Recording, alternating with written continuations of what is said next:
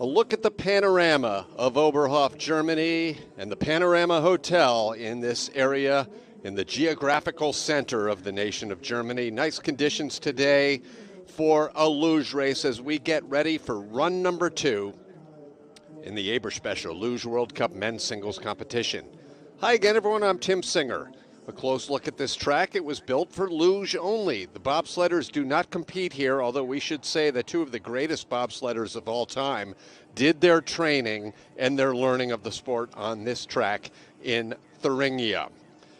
Well, one run is already in the books, and we could be looking at history a little later today. We're about an hour away from potentially crowning a brand new world champion. In third place is Felix Locke. He's won 7 World Cup overalls. Second, Max Longanhan, and leading the Germany 1-2-3 sweep is Johannes Ludwig.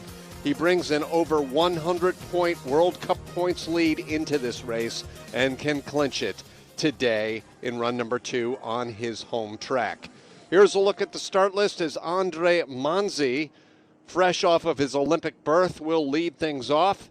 32 athletes in today's race, all of them having competed in run number 1. There were no crashes, so they will go from slowest to fastest in the second heat. Right now, I'm pleased to introduce my broadcast partner once again from Team Canada, Olympian Sam Edney. And Sam, what should we expect here in run number 2?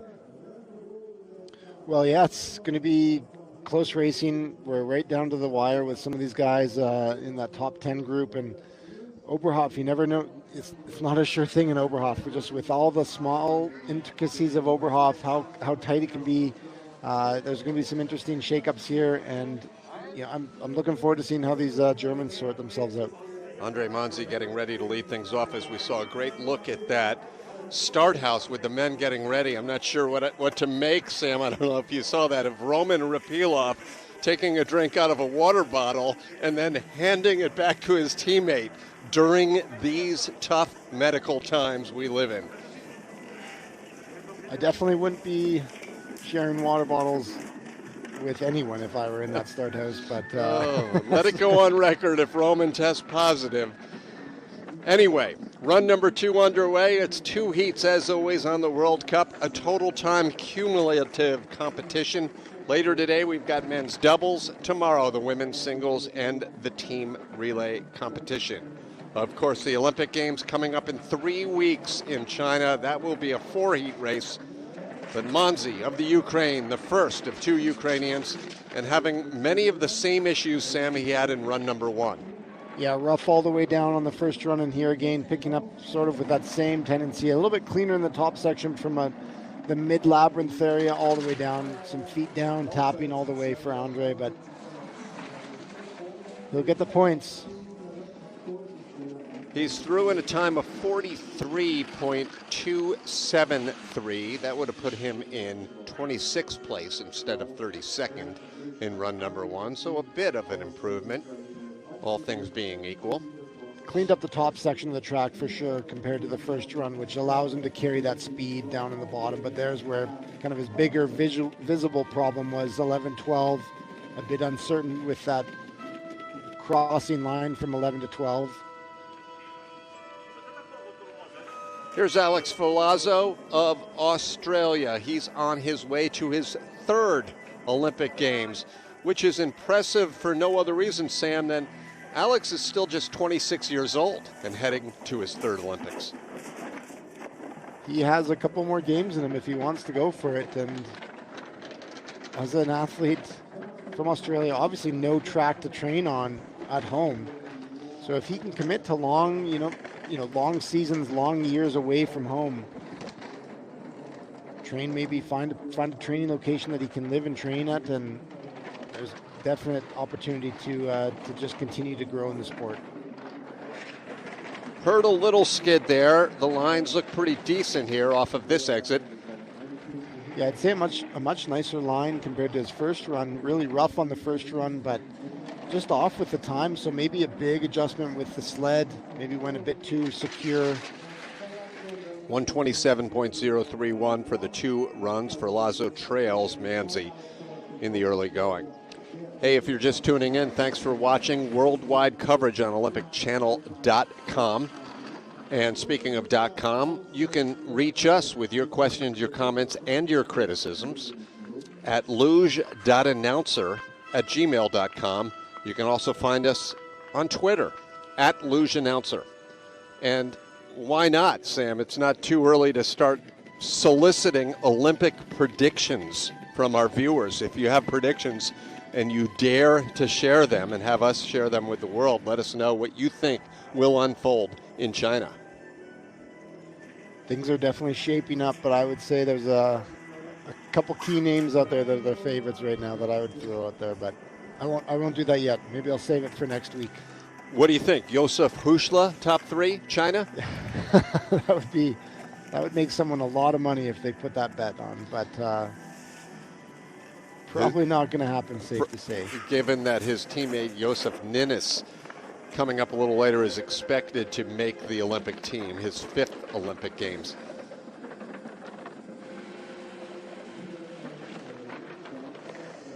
It's anyone's bet, though, right? It's, Beijing is going to be an interesting race. There's, amongst all of the obstacles and hurdles these athletes have been jumping over and dodging, and it's still, we're going to track big height in the exit of corner 10,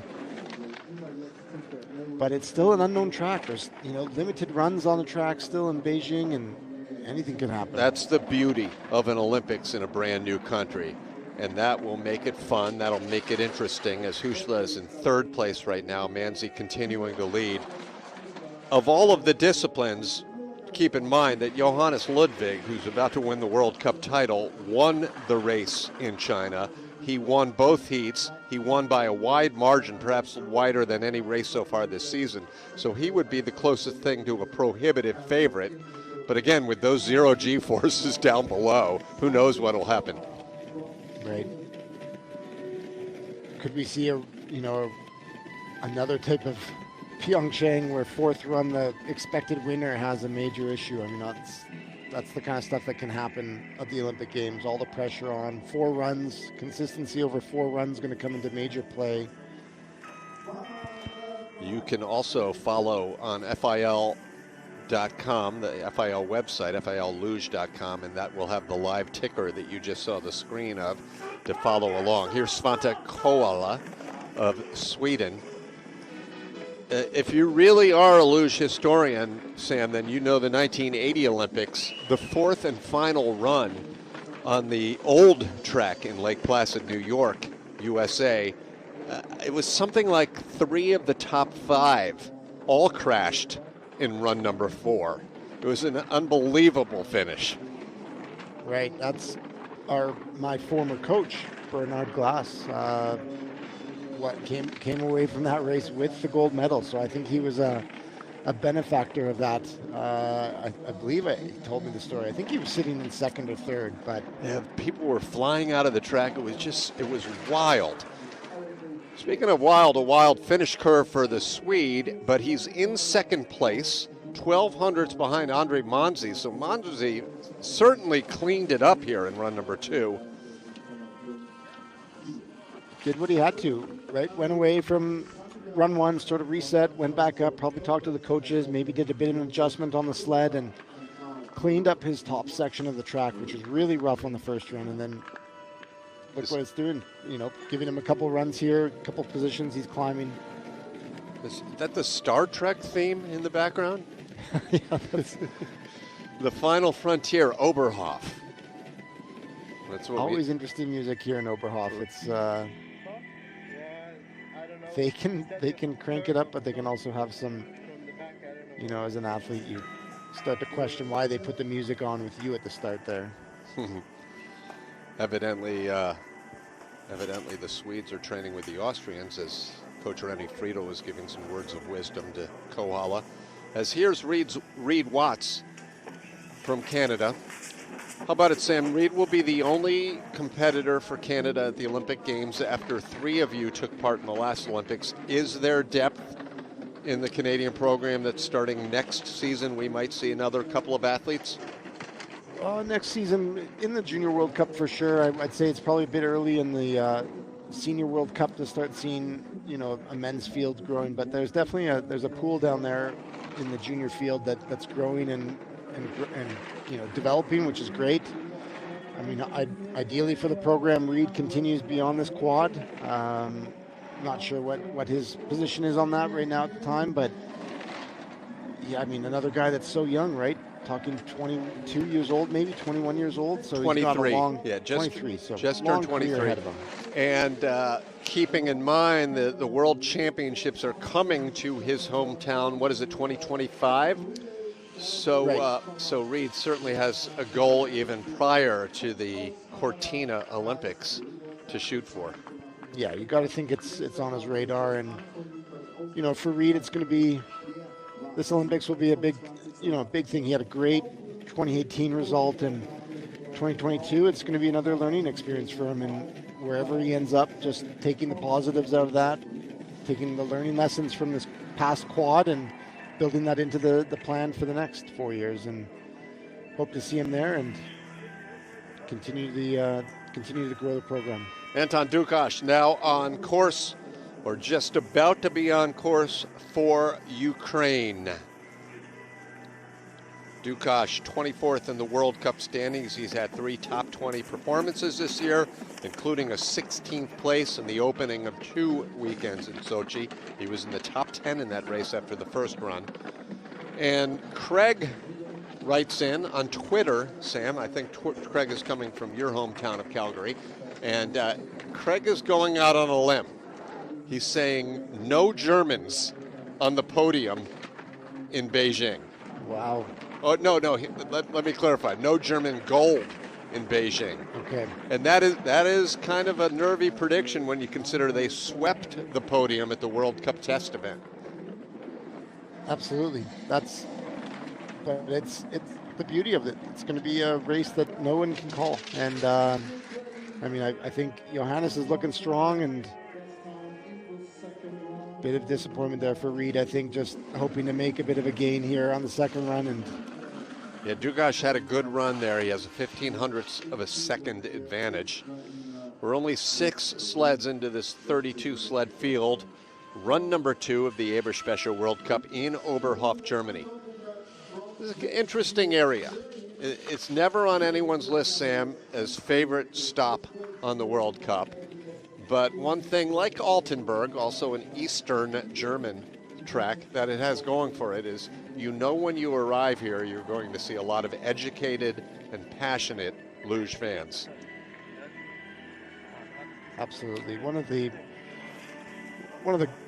best spots to race as a luge athlete. Just a lot of fun, storied history here for sure. Josef Ninnis. He was red hot 4 years ago entering the Pyeongchang Games with several top 10s and his first ever, and still to date only, World Cup medal. That I believe was a bronze, I believe in a sprint in Latvia. Yeah, he had quite a quad and quite a final year going into that Olympics, and just seemed to fall off just at the time when you didn't want him to. And I think he that sled that he was running in 2018 just he couldn't navigate that track in Pyeongchang as consistent as he wanted to, and then it just seems like he hasn't regained that form that he had.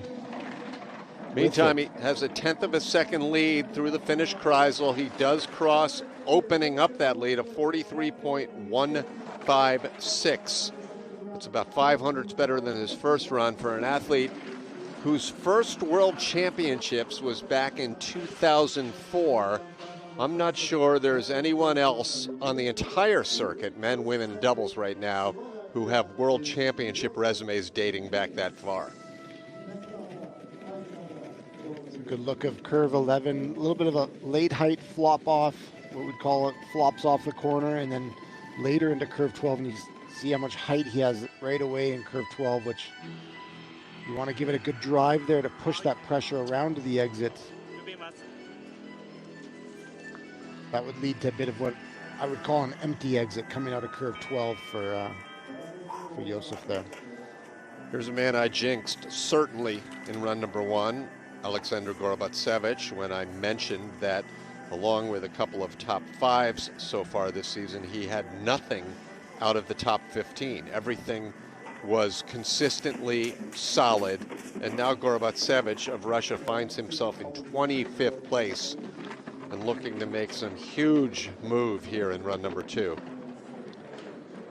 This was a head scratcher on the first run because I didn't see any major issues for Alexander, and to me, I had in my notes, slow setup. Did he have that issue with the sled, or did I miss something? I didn't see it on the first run, but we'll see if he carries it down here on the second run. No problem. Nice line, a little bit late height there in curve 10. Navigates it well through curve 12. It's tight between the Slovakian and the Russian, and Gorobotsevich crosses, losing time down at the bottom, and it remains a head scratcher because again, you heard some errors there, but nothing that would suggest 26th place for Alexander Gorobotsevich.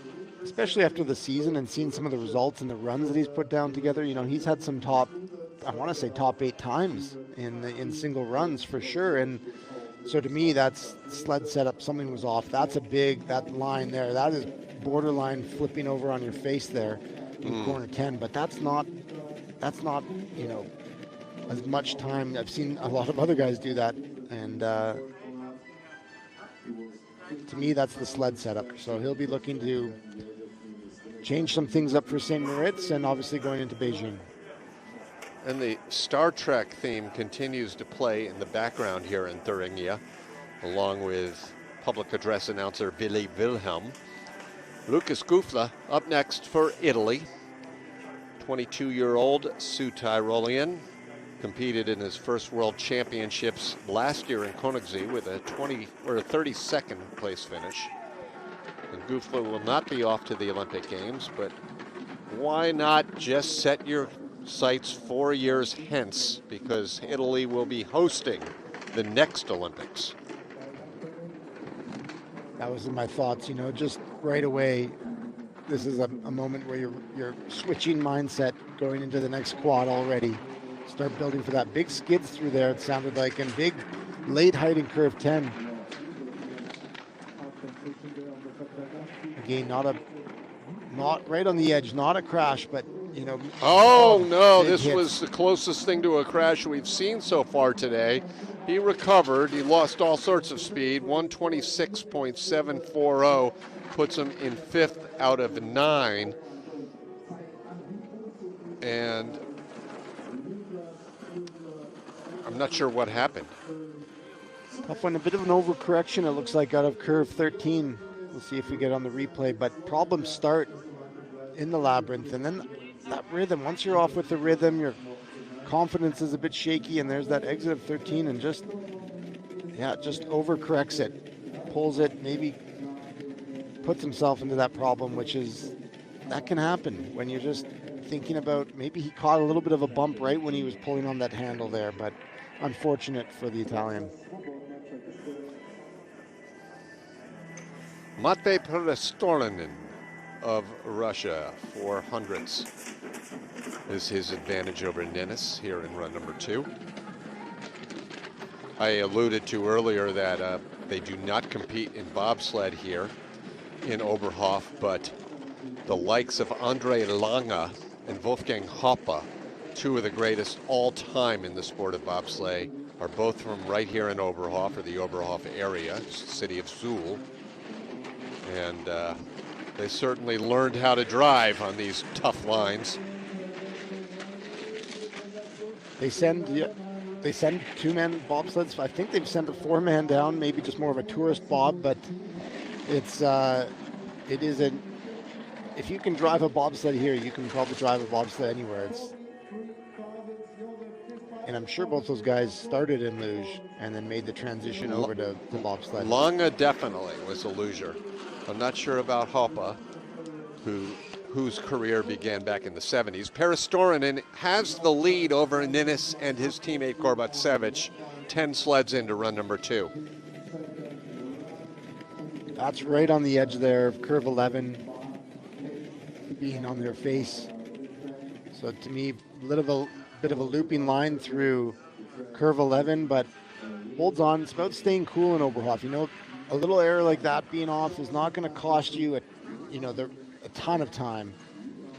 Wolfie Kendall, Wolfie over there on the right doing some stretches as he gets ready to move into the top 3, make his bid. Now the first of 3 from the United States, 24-year-old Johnny Gustafson. I just saw a news report from him here on local news where I'm located about Johnny making his first Olympic team. He's usually quick off the start, although that looked like not the perfect line. 720, you want to be in that mid-teen range. Bit off the pace compared to his first run, but Johnny had a bit of extra height on curve 9 on the first run, so we'll see if he, a little bump before 7 and laid into curve 8, so he's just off the line here a bit. That's a much nicer labyrinth there for Johnny, though, compared to the first run. He might be able to pick up a bit of speed here with that clean labyrinth section. We'll see how his 13 is. 600ths behind. Can he catch Perestorninen down here at the bottom? He cuts into it, but just slightly. 3rd place right now for Johnny Gustafson, whose 14th place finish earlier this year was the best this season so far by an American in men's singles, which says something, although I'm not quite sure what. That was all in curve 6, 7. You had a bit of a looping line through curve 6 and then 7. Bit of an early bump on, and then that kept him away, and then laid into curve 8, and that's a lot of time. Right, hey, this Star Trek theme is going to get really old really fast, and we're thousands of miles away. Can you imagine what they're thinking on, exactly. On a track side? It's been going all day. It's just that I'm worried now if they're going to be playing it for the entire doubles race too. Here's Kevin Fischeller, ranked 12th in the World Cup standings, 1 top 5. That was a 4th at the sprint in Innsbruck just before Christmas.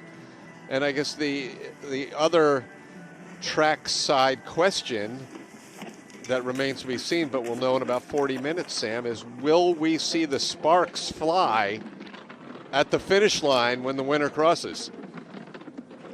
That's the Oberhof signature, right? They've got to do it. That's right. Yeah, especially if a hometown guy wins the race, which appears likely today.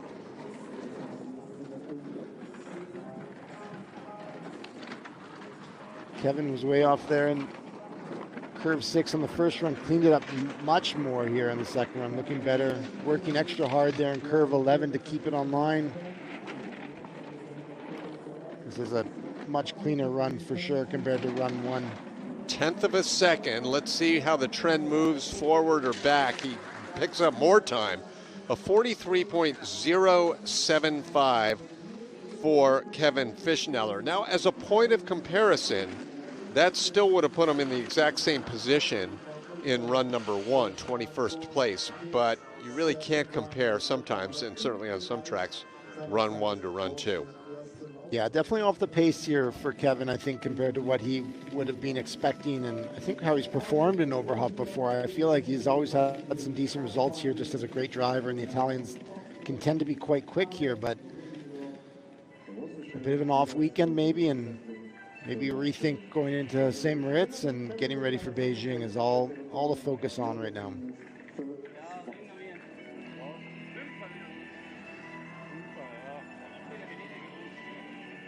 Pavel Repilov, 19 years old from Dmitrov, Russia, headed home after St. Moritz. World Cup finale next week, but headed towards what could be a great career for the Olympic silver medalist at the Junior Games in Switzerland in 2020. Question comes in from Ken Childs, slidingonice.com. While they don't, it's actually a comment, while they don't do much bobsled racing in Oberhof, Oberhof has run a decent number of parabob races, most recently in 2019. And of course, you don't have the start ramp, it's no longer a factor, and it's got to be a fun track to see bobsled. For sure.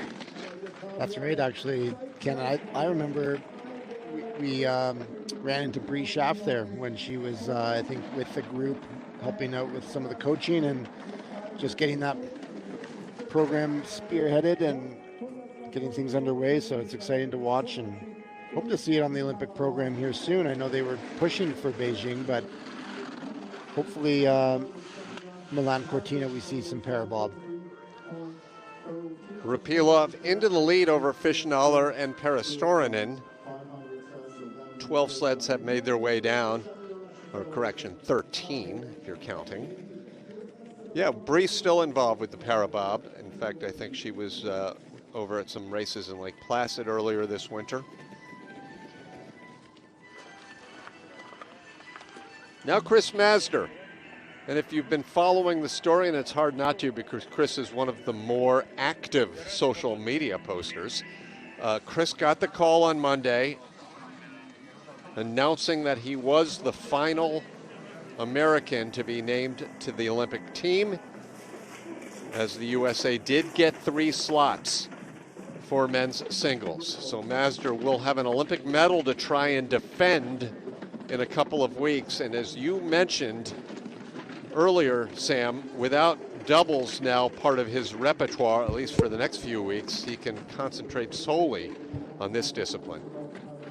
Yeah, Chris just needs to get comfortable on the single sled here. A bit off with the line, a little bit of a different line in 4, and then a bump before curve 7, which he's fighting the sled, but maybe he's letting it run. He's got it right on the edge in the red now, but let's see if he can make up some time in the bottom. That's too big of a gap going into 14, but 3rd place at the moment for Mazdar, behind Russia and Italy. And we will listen to what Chris has to say here. He's usually a little bit demonstrative. We need some time to recover from that one. And he will have time to recover because the USA, Sam, will not be competing tomorrow in the team relay as they don't have a doubles team represented in this week's World Cup. There's a good line. 11-12, really nice line. He was on perfect form there, but problems were actually up in midsection of the track, 6, 7, 8, 9, 10. He had a bit of a rough section through there, so a lot of time to be lost there, unfortunately. Arturs Darznieks finished 24th at the 2018 Pyeongchang Olympic Games. So far as this season's concerned, Arturs is in 20th place in the World Cup rankings. 11th was his best result. That was in Yangjing, China. And I haven't had a chance to talk to Arturs, so I don't want to presume anything, but I've got to guess it's been a bit of a disappointing season for the Latvian, who was knocking on the door of the podium in several races last year. He hasn't put it together 2 runs where you can, really late 9 into 8. That's going to eat into that time he's got built up here, but yeah, just can't put 2 consistent runs down where he gets that result that he wants. And I think a big disappointment was last week in Sigulda. This might be enough to just hang on. Just enough. 126.069 for the Latvian Arturs Darznieks into the lead midway through. Run number 1, or close to the halfway point, run number 2 rather. Working our way down to the 3 Germans who swept the podium in China earlier this season and lead the way after the first heat here. Ludwig, Longanhan, and Lach. That's a lot of L's.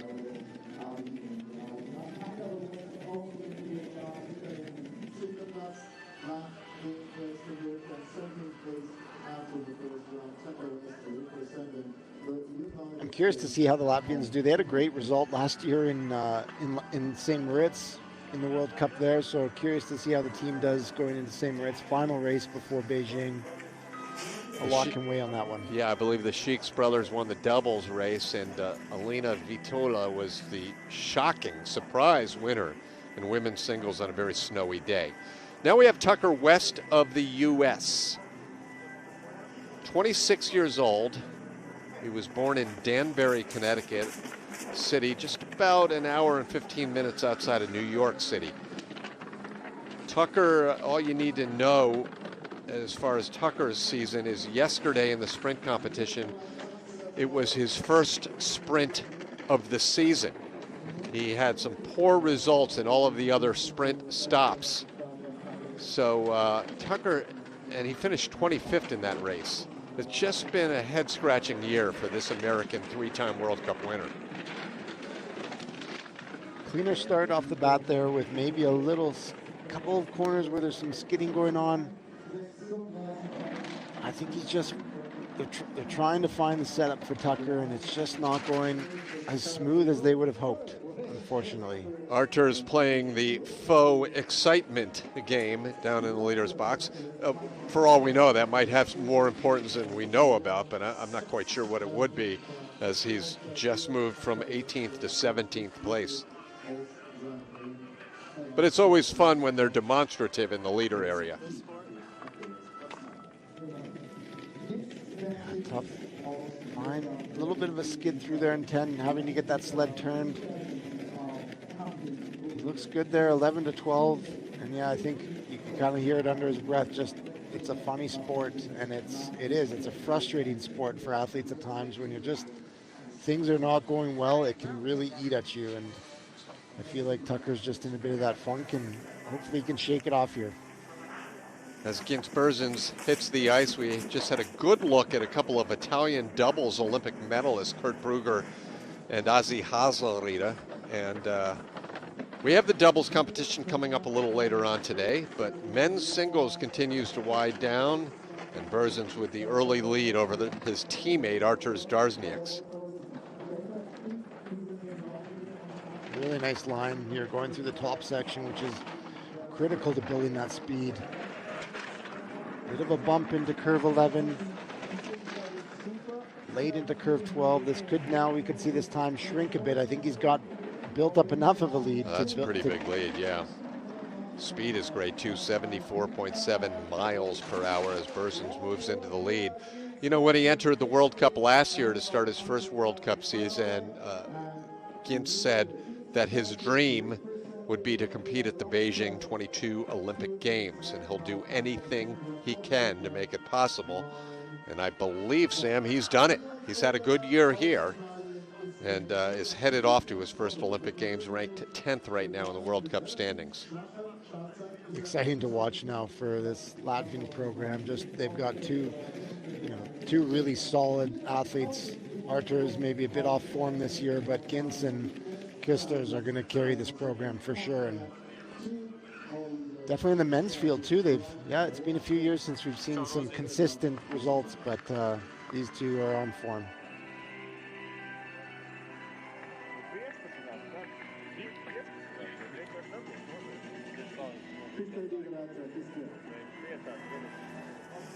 Leon Felderer qualifying for his first Olympic Games for Italy. Now on course. He has yet to win a race on the World Cup, but as we've said several times, Sam, his sled has a World Cup victory this year. Getting that win with Dominic over in Sochi, right? And that was, one of those moments where, it's a feel-good story and probably a confidence booster for him, knowing that his sled can be as quick as you need to be for an Olympic or for a World Cup medal. 1400s off the pace for Felderer, who has one top 10 result this year. That was a 6th place in the sprint competition in Innsbruck. He crosses, losing a lot of time down at the bottom to the Latvian Berzins. So it's Felderer currently in 2nd place, sandwiched between two from Latvia. Again, it's Johannes Ludwig. Hani Ludwig leading the way after run number 1. If he holds that spot or basically stays ahead of his closest pursuers in the World Cup, he'll clinch the World Cup overall this week.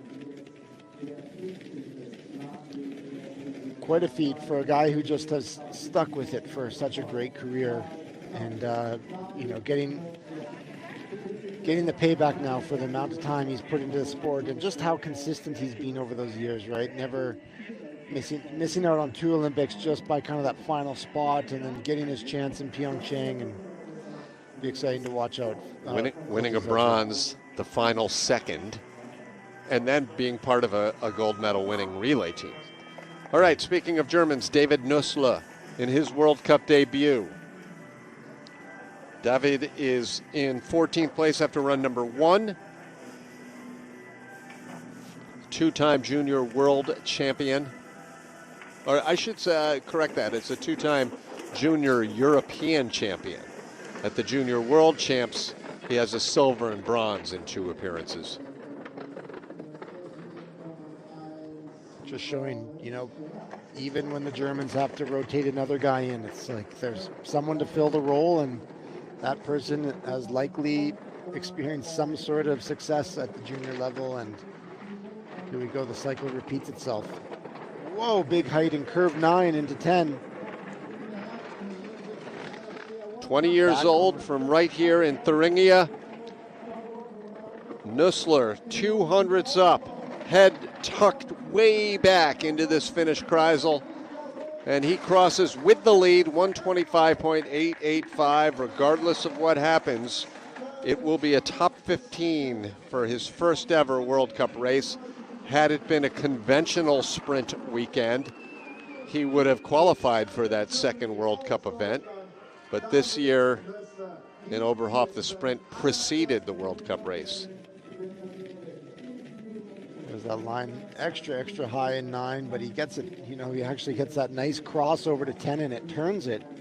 So it made it pretty smooth. I don't think it's the quickest line, but he made it work. That's confidence and being comfortable on the track that you grew up on, and knowing you can make it through there with even that sort of line.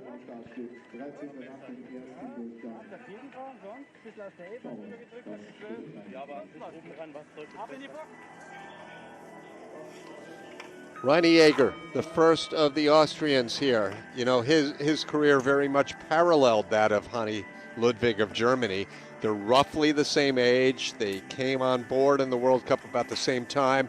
Sam, they struggled trying to make it among the elite of their nation. They also battled injuries and considered retirement, but in both cases, they stuck with it and have enjoyed their best results over the last few seasons. Unfortunately, this season, the similarities end there, as Ludwig is on fire and Jaeger has been struggling. Yeah, it shows the difference, you know, in the final year of a quad, just a lot of the pressures that build up, everything, you want everything to work out, and it shows the cycle of what happens during the quad. Guys are playing with sleds, trying to find what works, maybe tweaking things a little bit, and mindset, being in the right mindset, and it all adds up to where you end up in the results. And just one of those years for Reini where things aren't lining up, unfortunately, and it's tough to watch, but too bad. Third place right now for Jaeger, and you've got to wonder whether next week on that beautiful natural course in Switzerland we will be seeing Reinhard Jaeger compete for the final time.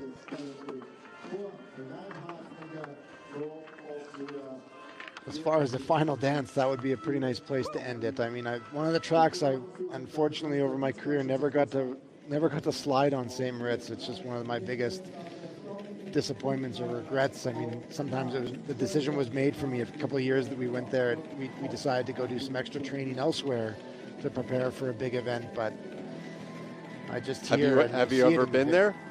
I haven't been there either. It's just gorgeous, beautiful spot. Area. I know. Bring your checkbook, though, and someone else's preferably. Things are not inexpensive. Dominic Fischeller of Italy. This is one of the first run surprises, seeing Dominic in 12th place. And if I look at the splits here, he does have an opportunity to knock on the door of the top 8 or 9 with a solid run here. Trying to remember what went wrong in the first heat. Nothing glaring, major. Right? Yeah, it was another one of those head scratchers, just maybe the setup. And I've seen the Italians have been really fast here before, and this weekend maybe a bit off the pace, and you just think, are they trying something to get it ready for Beijing? Are they wanting just, we said Dominic didn't have his sled the whole season, right? So maybe he didn't have that opportunity he wanted to run every single setup that he has. But the speed is there this run. If he can just carry it right to the finish, a little bit of issue off the end there. 1/10 of a second up on Nussler. So Dominic Fischeller has a solid run, 42.865. It's about 600ths faster than his first run. That would have put him a couple of spots better.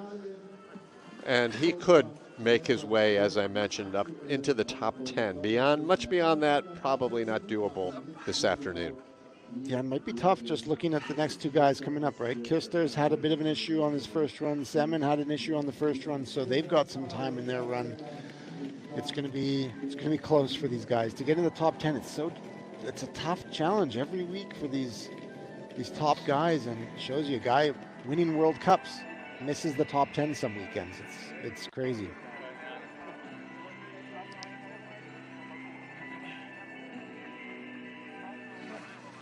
Tucker West, he's through for the day, through for the weekend with no USA relay competition tomorrow, so he throws on that backpack and heads on out on his way to St. Moritz, Switzerland. Now Christers, Aparriots, 23 years old.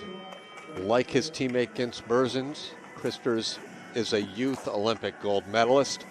He captured that title in Lillehammer in 2016. What a year for these siblings, Christers and Kendia, who have had podiums. Good 1-2 punch for brother and sister to go along with the brothers who are leading the World Cup in doubles.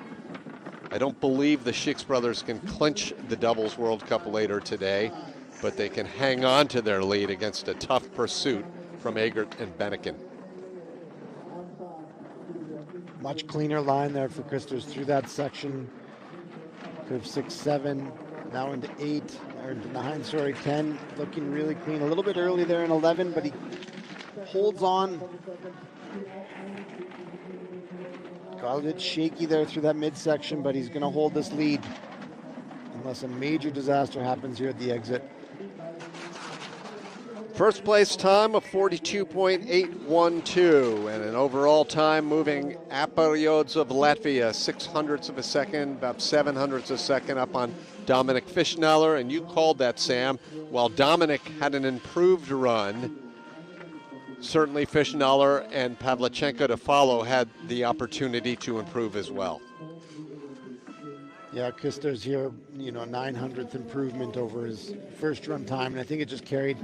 He had issues up in the top section, which is where, that you've got to build all that speed. You've got to be flawless up top so that when you get down to this trickier section, curve 11, 12, you can afford to have a small mistake where you're maybe a bump early onto curve 12, and as Christers did there. So he's now in a position, depending how Semin holds, then, it could be a top 10 for Christers.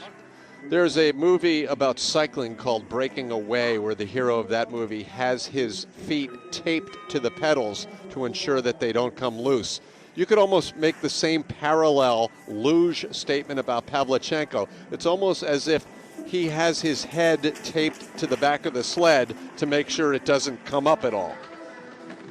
It's incredible. It's always position looks top-notch for Semin, and it can bite him.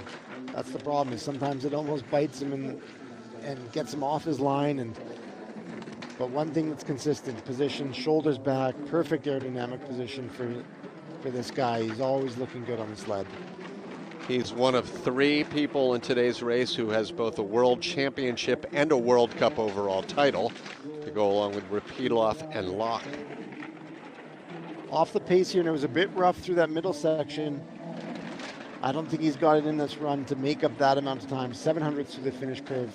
Second place ahead of Fischeller, behind Aparriots. That's the top 3 at the moment. All 3 of them are World Cup winners.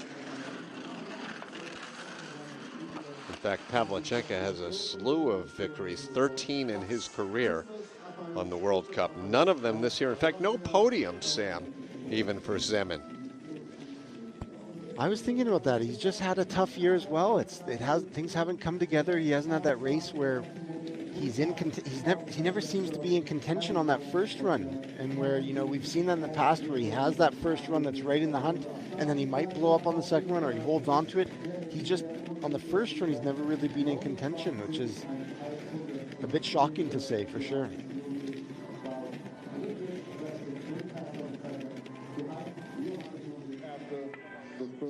Olympic champion David Gleicher next to go here in Oberhof. Gleicher, 9th place after run number 1. And if you look at the World Cup points, he trails his brother Nico and teammate Jonas Mueller in the World Cup standings, but the defending Olympic champion has already earned his spot and sets the stage for what's going to come up in a few minutes here, a battle between Mueller and Nico Glacier for that 3rd Olympic team. Wolfgang Kendall is already also on the team. Bit of an abrupt curve 1 there, so I don't know if that's gonna, if we'll see that sort of grow down in the bottom here. You want to be super smooth on corner 1. There's 7, he's curve 7, a bit of a bump, and then late into curve 8, those all add up. That's going to be time that he's just not going to get back now.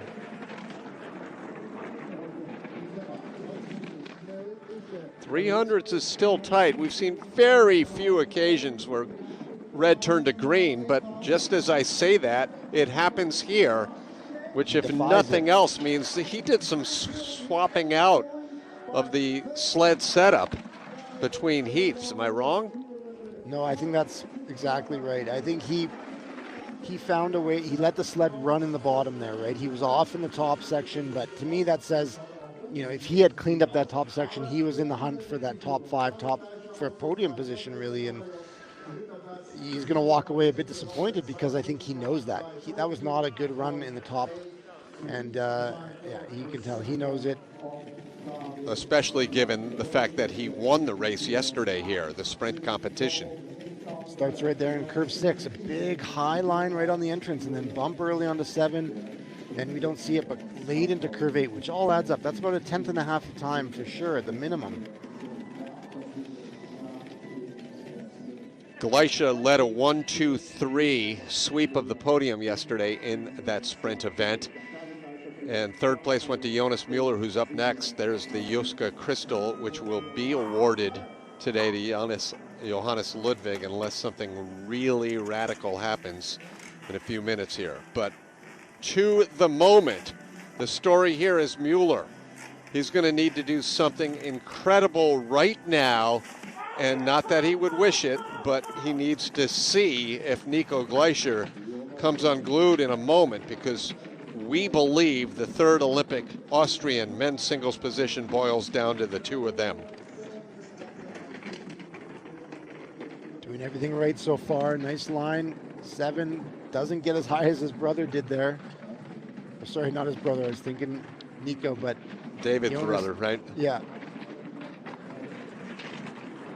Really clean, so smooth through that labyrinth section there. It was just. This is the run you want to have on the 2nd run when you know you're trying to catch your teammates and a couple other guys to get into that top 5. Whoa, big issues in the final section of Kreisel. I don't know what happened there. But he does hang on to the spot. He has the lead ahead of Glacier. 7 remaining. Mueller began in 8th place. Nico Glacier, still to come, was in 4th place. And Marcus Prock and Rennie Friedel, they'll make the ultimate decision. And they've been known to take a chance on some athletes, not necessarily go so much with the results as with their intuition. So it's a big mystery who's going to get the call. It really is. The depth of the Austrian program just shows it's the men's field. And I don't know what happens here at the exit. Just that's that second pressure that comes in that Kreisel, and it just caught him off guard completely. He must have been way late to the drive, because that is a big hit to have on the exit there. And do you know what that is in terms of time? Oh, I mean, at that point, it's not a ton of time. He's hitting the wall basically right at the finish line there, but right. Team relay tomorrow, that would be catastrophic. Here's Chris Eisler. The Germans, probably more than any track in the world, this is a track where the home nation always does well. Maybe Lake Placid with the Americans, but the Germans, outside of being shut out of the podium in 2019 in men's singles, I can't remember a time where an Oberhof singles race was not dominated by Germany. And Chris had an incredible first run. It was so smooth. I remember just commenting that it was just flawless, and I think even started right at the start there. Seemed a bit tentative at the start, and now carrying that down, I think he's just, that nerves, he wants this result so bad this year.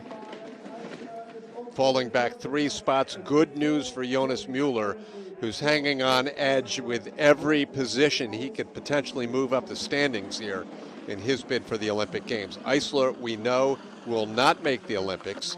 28 years old. He's been plugging along with this German program. This year was his first time ever, I believe, full-time action on the World Cup. And we certainly hope to see this tall Saxonian back next season. Right, just a bit off there. Curve 11, you can see him almost coming around, skidding through that last section of curve 11, which just bites into all of that time. Nice line down in the straightaway going into corner 14. I have to comment, it looks incredibly smooth on that exit of 13, which can be not the story all the time. It can be known to have a bit of some waves as you come out of 13, which can cause major problems, but it looks really incredibly smooth. The track crew's done a great job this year. Roman Alexandrovich Repilov, 2-time defending world champion, taking the titles in Sochi and Königssee. He finished 8th at the Olympic Games in 2018. Still just 25 years old, and really one of the best in the world week in and week out. Such a great looking slider in terms of his position on the sled. He's so consistent. You never see that head going up and down. It's just solid the entire way down the track. A little high there, curve 10. Big waver through curve 11. You don't want to see that line. 300ths lead is down to 5,000th. Now he's into the red. Great news for Jonas Mueller. Lost it all through that middle section of the track. Was off the line. Falling back 2 spots, and Mueller trying to contain his excitement, because again, with every position he can move up, with Nico Glacier lurking a couple of sleds away now, Jonas Mueller is making a bid to make the Olympic Games. Mueller has been solid. He had a 2nd 2 weeks ago, a 5th last week. It's intensifying the drama here. This is going to be a wild ride here as we get into these final Austrians. But Roman just off there in curve 10, you could see where he wants to have the sled pointed down. It's still climbing up, and that's just nearly catastrophic. And he gets away with no major issues, but just the time, it disappears. So Mueller into the lead still as Repilov is done for the day. We will possibly see him tomorrow in the relay, and Mueller actually had that 2nd on his home track in Innsbruck. Last week he had a tough week, but he knows how to mug for the camera. As Peter Pence, Austrian coach, fixes his iPad back to the camera to watch the run of his 3-time Olympian, Wolfgang Kendall, another world champion in the field. Kendall with another solid start, 5th fastest so far. Curve 4, I haven't really talked about curve 4, but it's critical to not go too late into curve 4 because it starts to drop so fast. That's where you really start to see the track start to drop. And if you go at all late into curve 4, then you're climbing when the track's already starting to drop. And that's where right away you can build speed. But Wolfie's got a nice line going here. Twice he's finished in 2nd place in the World Cup overall. 2 additional seasons he was in 3rd place, and he is looking like he could end up this year with the top 3 in the World Cup points as well. Wolfgang Kendall into the lead with 4 remaining. His teammate Nico Glacia up next, but what a great comeback season continuing for Wolfgang Kendall. Yeah, talking about a guy that's 3-time Olympian, hasn't put it together at the Olympic stage yet, but maybe this is the year. He's just finding his form, and would be an amazing end to a career if this is what it ends with. Best Olympic finish was a 7th place. He is just so comfortable on a sled on the lower half of a track. Wolfie's the kind of guy, first run of the week, training week, gets the track, and it's like he would be the race winner every week if we raced on the first run of the week is what I'm trying to say, because he's so good. Right off the bat. He can adapt, right? Oh, he finds that groove right off the start. All right, Austria 1, 2, 3 in the standings, but perhaps the Austrian run that matters most is the run of this man, Nico Glacia. This is for the Olympics. The Olympic team must be named by Tuesday. 2 spots are taken. Nico Glacia making his bid for the 3rd and final spot. Nico 8th in the World Cup standings. He's had top 5 finishes in 4 of the top 5 races. The last 5, I should say. He's going to have to be flawless. And this is 7. That's curve 6, a bit high there.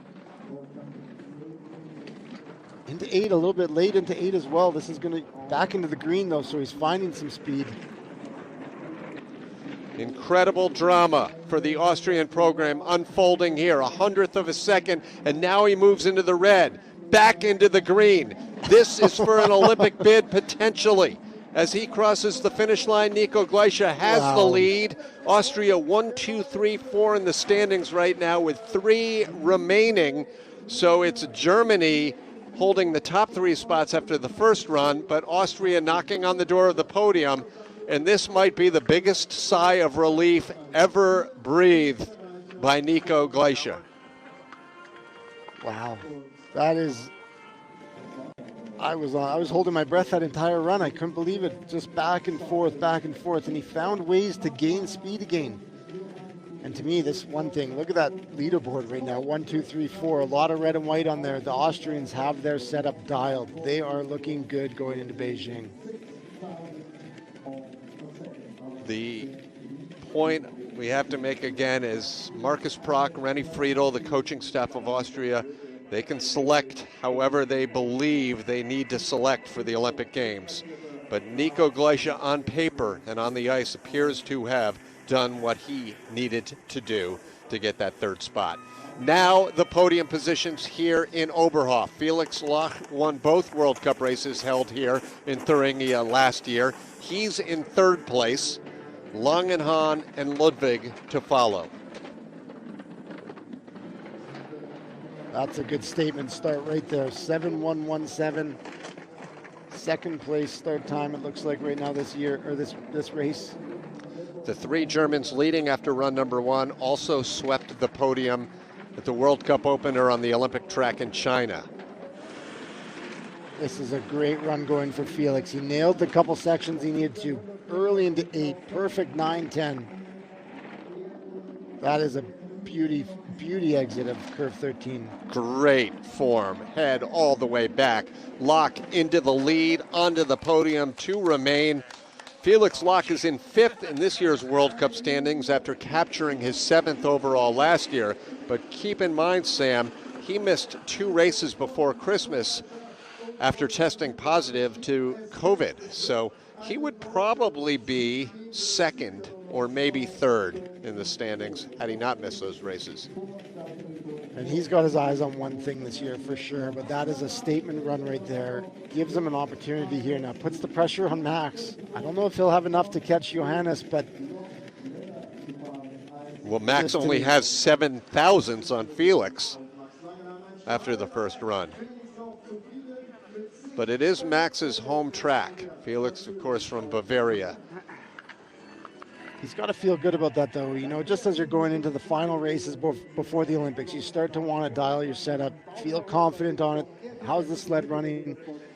And at this point, almost, you want to think maybe he's going into Beijing with this exact setup. And he actually looks like he's in better shape, physical conditioning, than he's been in several years. Of course, we haven't had the luxury being out on tour to see all of these guys in person, but Felix struggled with fitness for a bit of his career. Now Max Longanhan, the youngest of these Germans, at just 22 years old, on his way to his first Olympic Games.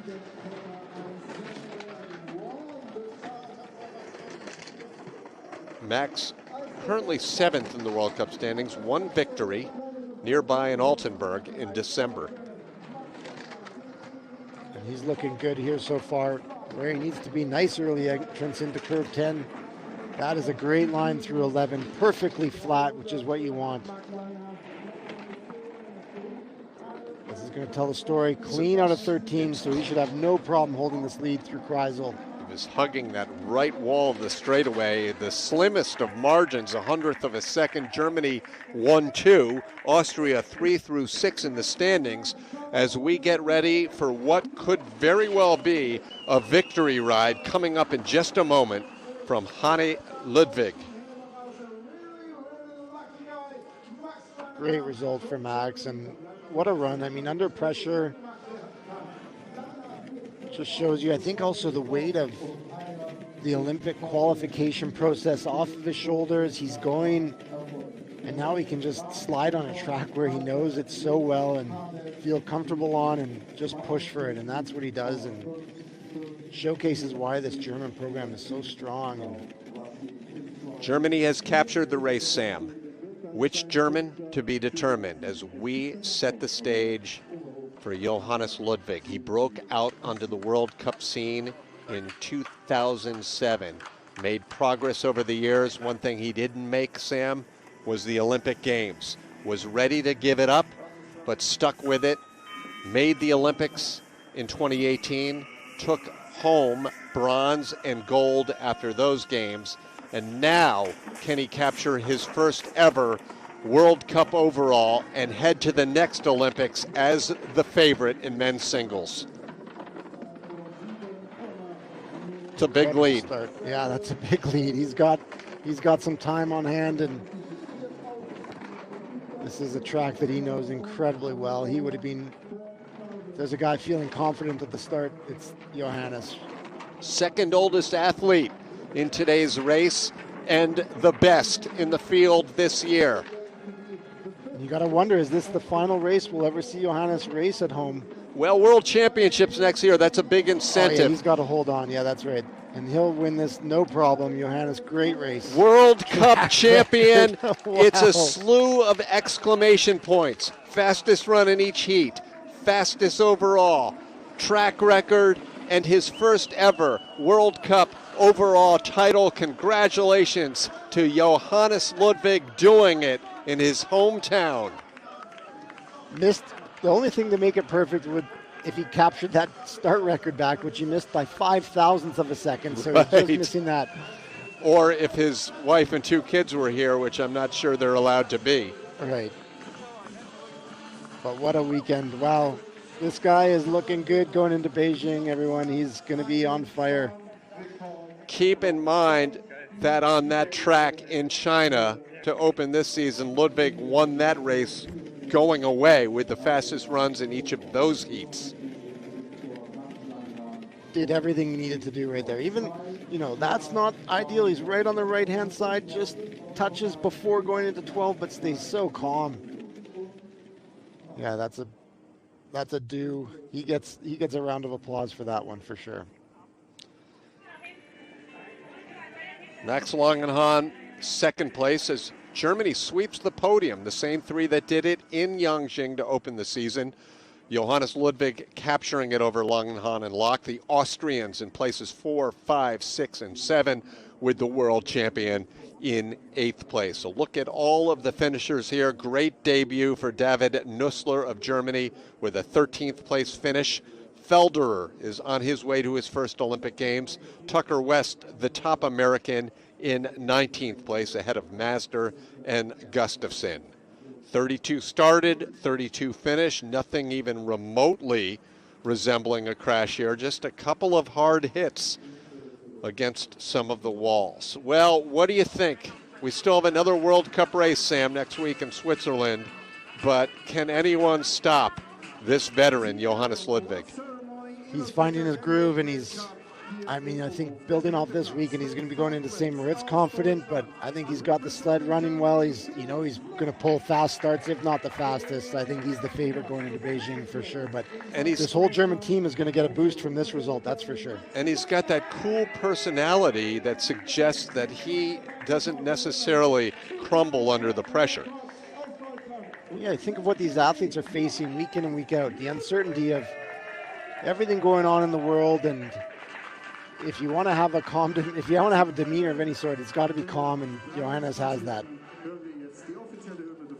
Officially clinching the World Cup title, that right there, the Yulska Crystal for the first time. He was second last season.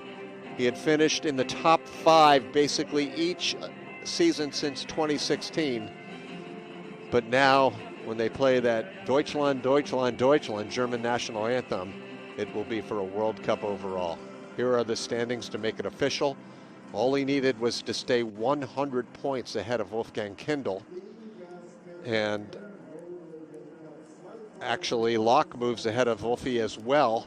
So Felix, last year's World Cup title holder, has a good shot of being second this year. Look how tight it is, second, third, fourth, and fifth. It was Ludwig and the rest of the world this season on the Eberspecher Luge World Cup. Incredible. He had a standout season, and just, I think that medal in Pyeongchang just gave him the confidence this past 4 years, knowing I'm one of the best out there, and he's proved it week in and week out. That's the overall. So Kendall does stay in second. This is when you count the sprint standings as well, which they do to determine the overall. It's also a World Cup victory number 11 for Johannes Ludwig, which moves him into 8th place, historically behind the likes of Zugler and Locke and Prock and Hackel among the greats.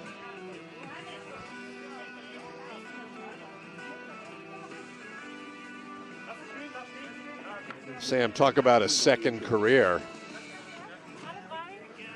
Yeah, it's got you thinking you want to come back, right? Yeah, right. I don't know if that's ever going to happen, but an inspiration for sure. And I mean, just shows you, yeah, second oldest guy in the field, still pulling, near start record starts and first place starts, that's for sure. And he's just, the guy is in form and he's doing everything right. And you got to think he's feeling pretty good looking at this season and everything that's going to add up into Beijing. All right, Sam, as the Germans get interviewed by the ZDF